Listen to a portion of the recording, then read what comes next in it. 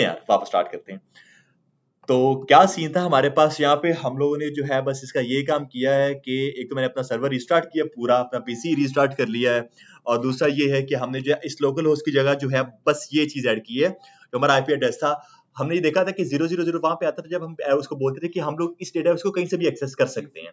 IP address जो था हमारा ये वही 0000 है। सर ये लिंक कॉपी कहाँ से करना था, कौन से पेज से? ये वाला या ऊपर वाला? जी ये नीचे वाला। ये मैं कॉम्पस से लेकर आया हूं ना, ये मेरा कॉम्पस है। डाउनलोड करने के बाद ना। हाँ ये मेरा कॉम्पस है, ठीक है। और ऊपर वाला मेरा लाइव यूआरएल है, वो मैंने इसलिए हटाया क्योंकि उससे टाइम लग रहा था, वो क्योंकि डायरेक्ट गूगल से आ रहा है, ठीक है। ये हो गया हमारे पास, हमारी डेटाबेस जो वो कनेक्टेड सक्सेसफुली हो चुकी है, और हमारा सर्वर भी प्रॉपर ठीक ठाक चल रहा है। बाकी सारा काम वैसे ही था, बस उसका कनेक्टिविटी का इशू आ रहा था। कोड हमारा सारा वही, मैंने कोड में कोई चेंजिंग नहीं की है। ओके है, यहाँ तो कोई मसला है किसी को? ठीक है, जब यहाँ तक हमें कोई मसला नहीं है, आगे हम लोग क्या काम कर सकते हैं। हमने जो उसकी डॉक्यूमेंटेशन देखी है, अगर आप वापस उसकी मंगूस की ही डॉक्यूमेंटेशन के ऊपर आ जाओ, तो वहां पे वो हमें बता रहा है कि आपको क्या क्या काम करना पड़ेगा। मंगूस, वो उसने बताया था कि आपको एक स्कीमा पहले अपना बनाना पड़ेगा, और उसके बाद जो है आपको स्कीमा को एक मॉडल के अंदर कन्वर्ट करना पड़ेगा। ऐसे ही था कुछ काम हमारे पास। अगर आप नीचे यहाँ पे आके चेक करो, तो ये उसने एक स्कीमा बनाया होगा यहाँ पे आके, और उसके बाद उसने उसको एक मॉडल के अंदर कन्वर्ट किया। मैं इसको रीड द डॉक्स के ऊपर करता हूँ क्लिक। ये देख लो, स्कीमा, ब्लॉक स्कीमा के नाम से उसने अपना स्कीमा बनाया।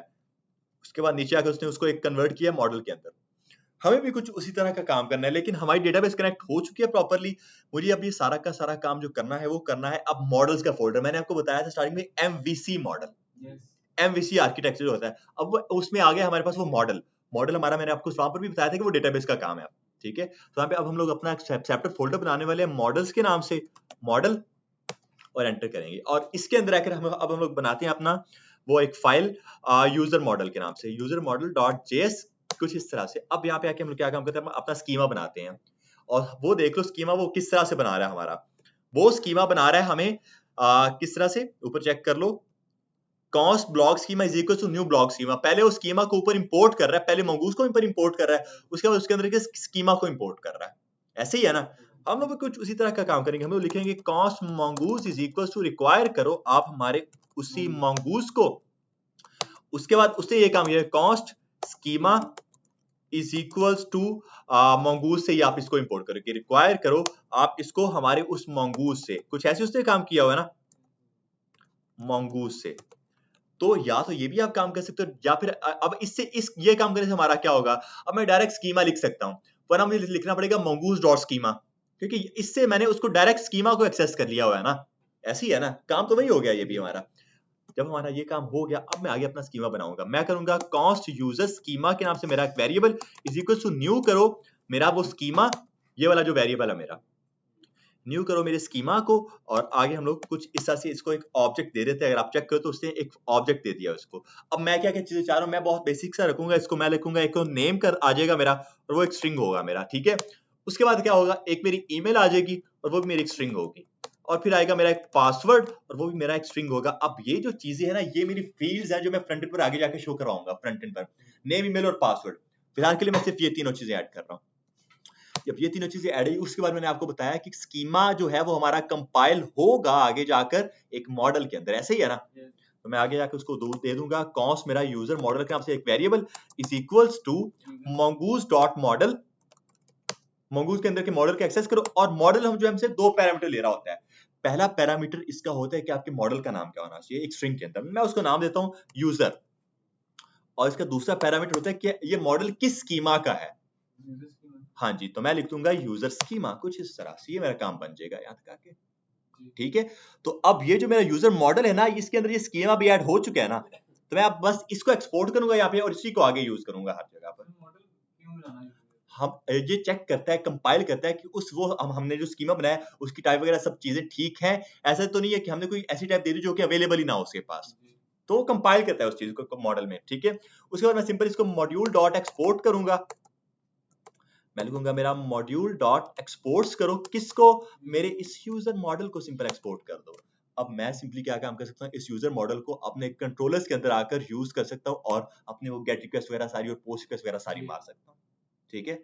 अब क्या होगा, इससे पता है क्या होगा, अब यूजर मैं उसको बोलूंगा नेम, ईमेल और पासवर्ड आपने जनरेट करना है। जब जब नया यूजर आएगा हमारे पास, वो इन चीजों को जनरेट करता आ जाएगा। आओ जरा अब यहाँ पर और सिर्फ रेस्ट और सेंड मैसेज मुझे नहीं करना है, अब प्रॉपर मुझे अपना लॉजिक लिखना है कि किस तरह से मैं अपनी डेटाबेस में यूजर को सेव करवा सकता हूँ। ऐसे ही है। तो हम लोग क्या काम कर सकते हैं, हम लोग यहाँ पे आके लिखेंगे इसको चार्जिंग पर लगाने, हम लोग यहाँ पे आके लिखते हैं कॉस्ट करके, मैं रजिस्टर के नाम से अपना एक वेरिएबल बना रहा हूँ सिंपल सा, ठीक है। Const register is equal to, हम लोग बोलेंगे न्यू, हम लोग यहाँ पे आके एक न्यू इंस्टेंस क्रिएट कर रहे होते हैं। न्यू हमारे उस मॉडल का नाम, क्या मॉडल का नाम था, यूजर मॉडल। ये आ गया, टैब प्रेस किया वो खुद ही ऊपर इसको इंपोर्ट भी करेगा। Const register is equal to new user model, और ये एक ऑब्जेक्ट, उसके अंदर ये एक फंक्शन, उसके अंदर एक ऑब्जेक्ट होगा, फंक्शन के अंदर एक ऑब्जेक्ट, ठीक है। अब यहाँ पे अपनी वो सारी फील्ड्स रखो, कौन कौन सी फील्ड्स थी, नेम कॉलन, और आगे उसको बोलेंगे रिक्वेस्ट डॉट रेक, जो हमारा ऊपर वेरिएबल है कि इसके ऊपर रिक्वेस्ट जानी है, रिक्वेस्ट डॉट बॉडी डॉट हमारे पास नेम। इससे ये होगा कि वो इस नेम के ऊपर जाकर रिक्वेस्ट मारेगा। उसे हमने उसे बोला है कि एक हमारी पूरी की पूरी बॉडी है, एक पूरा हमारे मॉडल की एक बॉडी, उसके अंदर नेम को आपने एक्सेस करना है यहाँ पे आके, ठीक है। ये उसकी की है और ये उसकी वैल्यू होने वाले आगे जाके। उसके बाद अग्री के ईमेल है, देखो कि वो मुझे खुद सजेस्ट कर रहा है ईमेल वगैरह सारी चीजें। ईमेल वो क्या है, रिक्वेस्ट डॉट बॉडी डॉट मेरी ईमेल, ठीक है। और लास्ट में आएगा एक हमारा पासवर्ड, कॉलन वो आ जाएगा रिक्वेस्ट डॉट बॉडी डॉट मेरा पासवर्ड, डन है। तो अब ये सारी जो चीजें हैं वो मुझे पता है स्टोर हो चुके हैं इस रजिस्टर वेरिएबल के ऊपर, ऐसे ही है। तो मैं सिंपल अपने बस इस वेरिएबल को सेव करवा दूंगा। सेव का मेथड होता है बिल्ट इन, हमारे पास जावास्क्रिप्ट के अंदर हम लोग वो यूज करते हैं अपनी डेटाबेस के अंदर अपने डेटा को सेव करवाने के लिए। मैं लिखूंगा आप रजिस्टर करो डॉट सेव कर दो ठीक है, कुछ इस तरह से रजिस्टर डॉट सेव करो। और ये भी हमसे भाई एक डॉट देन डॉट कैच ले सकता है कि अगर हो जाता है रजिस्टर तो ठीक है, वरना एक एरर उसको शो करवा दो वही, या फिर इफ एल्स कंडीशन यहाँ पर खुद अपनी ऐड कर सकते हो इफ एल्स कंडीशंस के तौर पर। तो मैं इसको दे देता हूँ डॉट देन करो, और डॉट देन आगे करूंगा मैं इसको, मैं बोलूंगा इसको एक, अगर ये काम हो जाता है हमारा तो सिंपली मैं इसको ऐसे रिटर्न करवा दूंगा। मैं लिखूंगा रेस्ट डॉट सेंड करो, ठीक है। किसको सेंड करो, आप हमारे इस डेटा को सेंड करो, इसको मैं पैरामीटर पास करता हूँ डेटा के नाम से। आप हमारे उस पूरे डेटा को जो है सेंड कर दोगे आगे, ठीक है। वरना आप कैच कर लोगे उस चीज को, वरना कैच करो आप आगे जाकर, कैच के स्पेल, ठीक है, और आप उसको एरर दे दो, और रेस्ट डॉट सेंड में आप उसको एरर दे दोगे, रेस्ट डॉट सेंड कर दो आप अपना वही एरर, डन है। अब देखो क्यों हमने अपना वो एमवीसी मॉडल तैयार किया, देख लो सिर्फ एक ही राउट का कोड हमारा इतना हो चुका है। ये डेटा मेरा पैरामीटर है ना, इस पैरामीटर के अंदर वो सारा डेटा स्टोर हो चुका है, उसको मैं आगे उस ना रिस्पांस के तौर पर शो करवा रहा हूँ मेरे पोस्ट पर में, कि अगर सेव हो जाता है तो मुझे मेरे रिस्पांस में शो करवाना वो सारा का सारा डेटा, वरना एरर शो करवा देना। ये डाटा इनपुट कहां करेंगे, फ्रंट एंड के ऊपर, फ्रंट एंड में करेंगे या फिर पोस्टमैन पर करेंगे, फिलहाल पोस्टमैन है, फ्रंट एंड नहीं है फिलहाल। एग्जैक्टली, क्योंकि फ्रंट एंड तो है नहीं ना हमारे पास, पोस्टमैन पर करेंगे। तो या फिर थंडरकर्ट के ऊपर आ जाओ, कोई भी चीज यूज कर सकते हो। तो इधर आओ, मैं पोस्टमैन के ऊपर जा रहा हूँ, सर्वर चलना चाहिए आपका साथ साथ, ठीक है। मैं आ रहा हूँ मेरे पोस्टमैन के ऊपर, और इसके ऊपर आके जरा चेक करते हैं कि क्या कहता है हमें। एक पोस्ट रिक्वेस्ट इस पर मारेंगे, गेट रिक्वेस्ट नहीं हो रही क्योंकि पोस्ट रिक्वेस्ट लग रही होती है हमारी, ठीक है। जब यूजर क्रिएट होता है वो एक पोस्ट रिक्वेस्ट होती है हमेशा।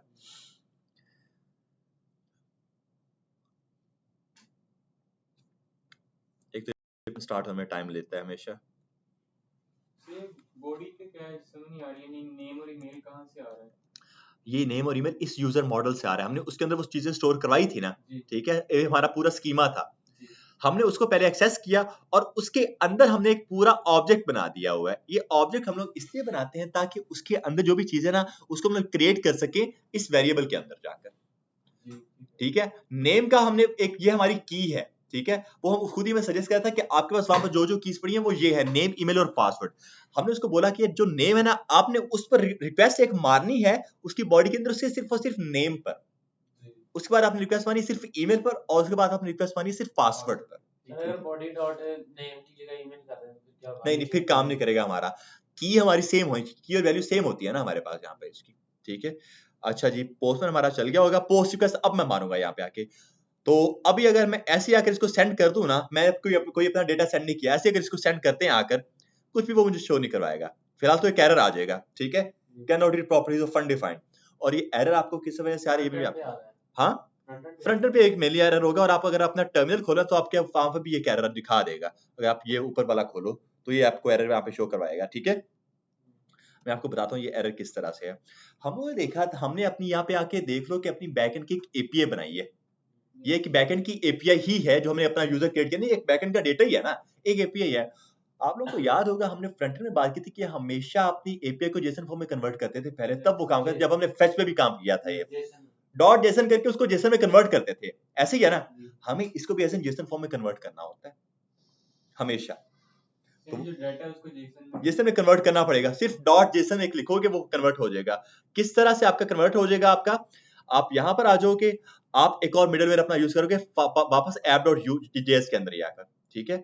और यहाँ पे आके अगर मैं लिखता हूँ ना app.use करो और express.json करो, express मेरे ऊपर जो वेरिएबल था, .json करो, ये पूरा का पूरा मेरा जो डेटा वो जेसन में कन्वर्ट हो गया होगा, जो सेव डाटा होगा वो जेसन में कन्वर्ट हो गया होगा।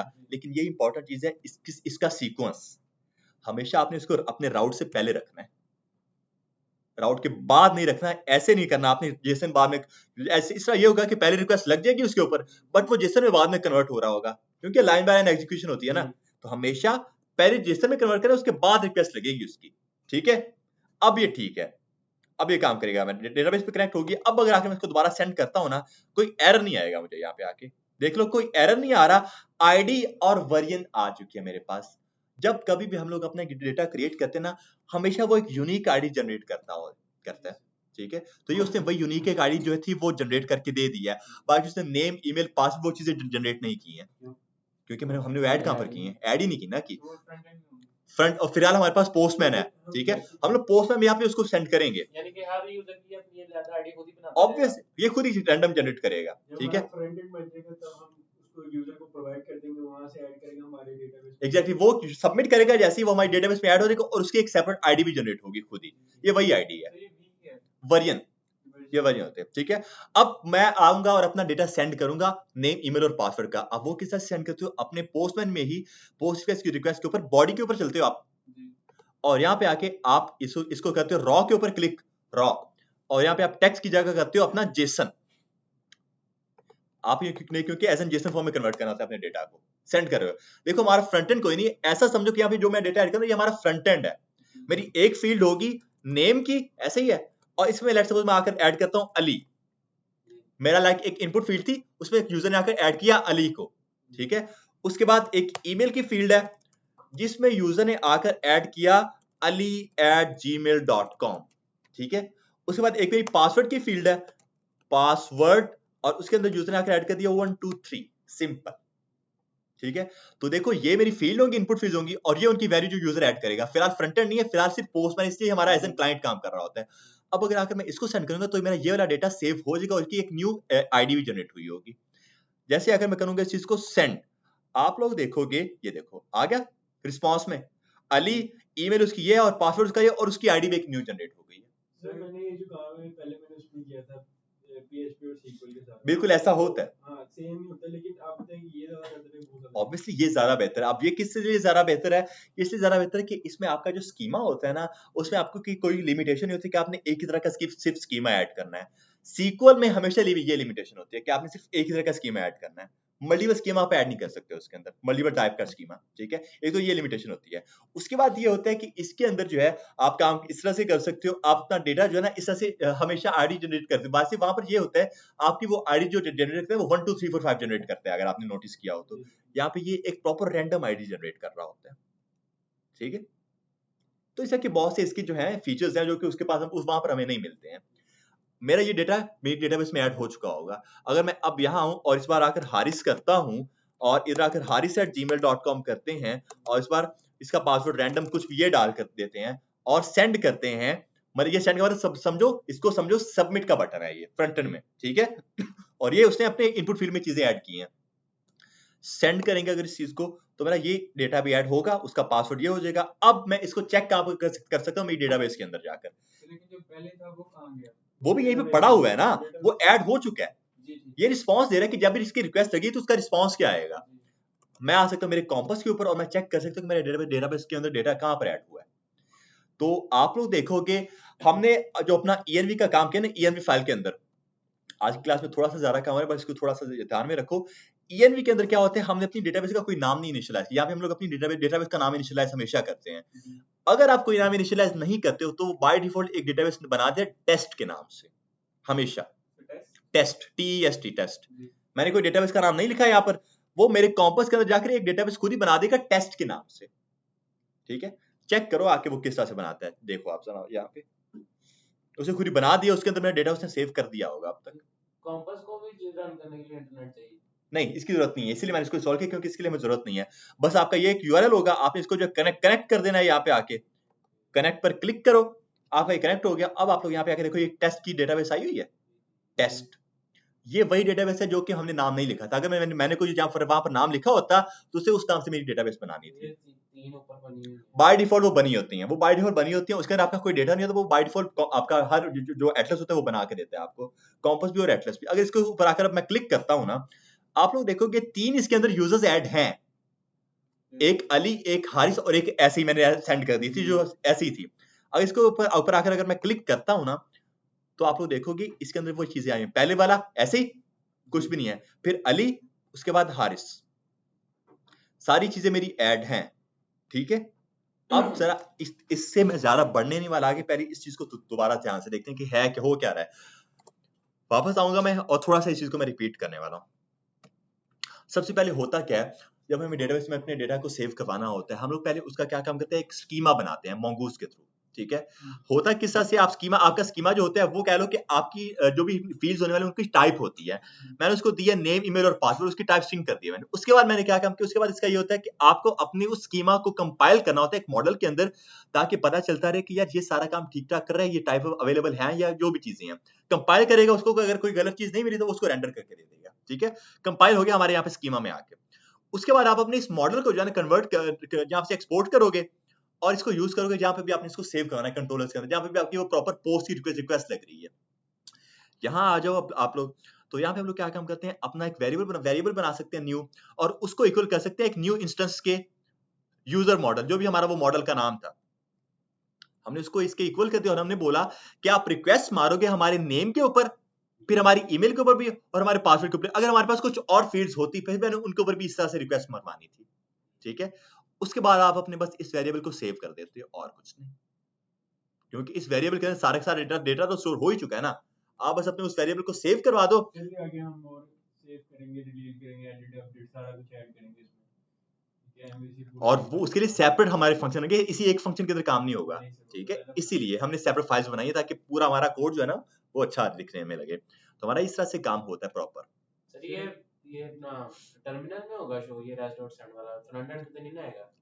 ये जो आपने res.send की है, ये हमारा फ्रंट एंड में नहीं होगा। ये मैंने वही बात कर रहा हूँ, ये डेवलपर के अपने लिए होते हैं, वो देखने के लिए कि सब कुछ चीजें ठीक ठाक काम कर रही है। इसकी इधर आकर मैं ऐसी डेटा की जगह ऐसी इसको मैसेज दे देता हूँ, डेटा हैज बीन सेव्ड, कुछ भी मैं इसको दे देता हूँ, डेटा हैज बीन सेव्ड।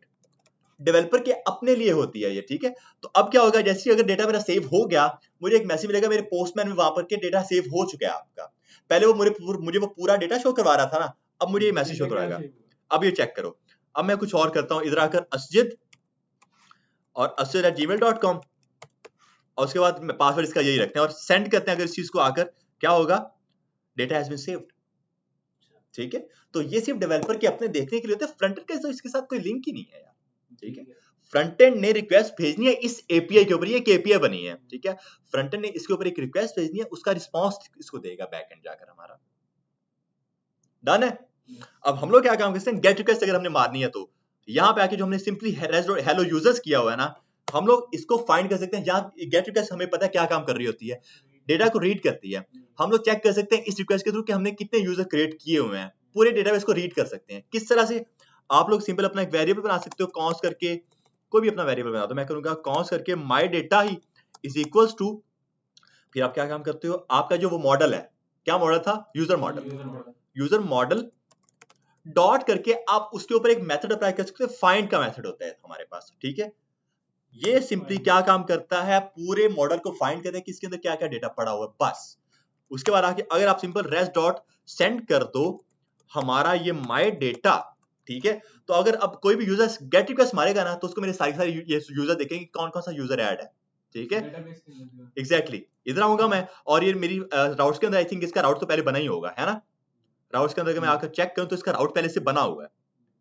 अब अगर मैं आपको दिखाऊं आकर मेरे ये गेट रिक्वेस्ट हम लोग अपने ब्राउजर में मार सकते हैं, ऐसे ही है ना।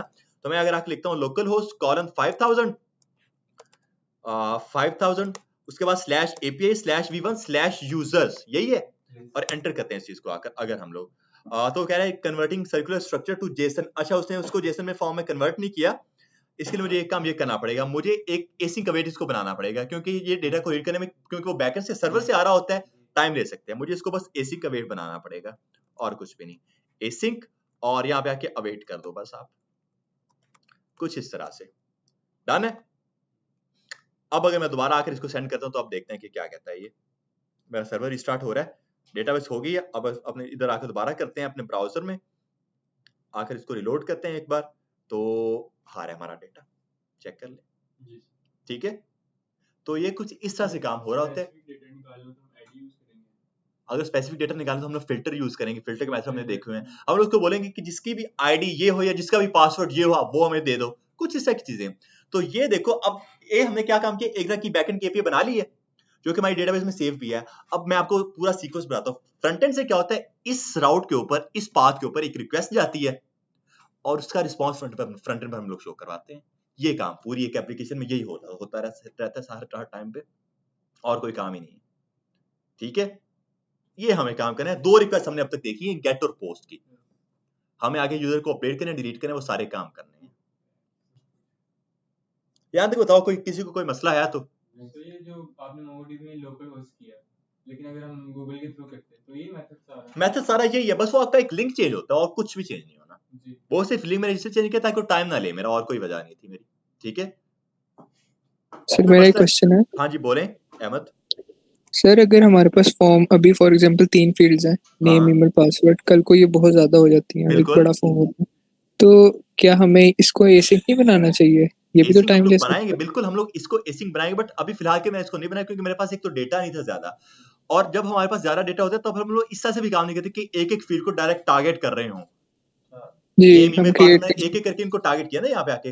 लेट्स सपोज मेरे पास 20-30 फील्ड्स हो सकती हैं, तो क्या क्या मैं एक एक करके सबको लिखता रहूंगा request.body.name ईमेल पासवर्ड करके? ऐसा होता नहीं है। उसका भी एक है हमारे पास सॉर्टेड, वो हम लोग करते हैं। फिर डन हो गया। Thank you sir. चलें जी, तो अब इंशाल्लाह नेक्स्ट क्लास में हम लोग इसका फ्रंट एंड भी बनाएंगे और प्रॉपर काम करेंगे। फ्रंट एंड से बैक एंड पर रिक्वेस्ट भेजेंगे ताकि फ्रंट एंड पर एक फॉर्म हो हमारे पास, वो सबमिट हो, बैक एंड पर वो सारा डेटा सेव हो डेटाबेस में। और नेक्स्ट क्लास में हम लोग इंशाल्लाह ईमेल पर भी काम करेंगे, किस तरह से हमारी ईमेल सेंड हो सकती है। तो मेरी यानी जीमेल पे जाएगी, जीमेल पर जाएगा, वो जैसी डेटा सेव करके हमारी डेटाबेस में उसका सारा डेटा आएगा और हमारी ईमेल के ऊपर भी उसका सारा डेटा आएगा। हम लोग ये काम करेंगे नेक्स्ट क्लास में। ठीक है, अब बस इसको यहाँ पे आके हम लोग एंड करते हैं कुछ इस तरह से। तो ये जो क्लास है ये मैं अपलोड कर दूंगा, ये दोनों क्लासेस।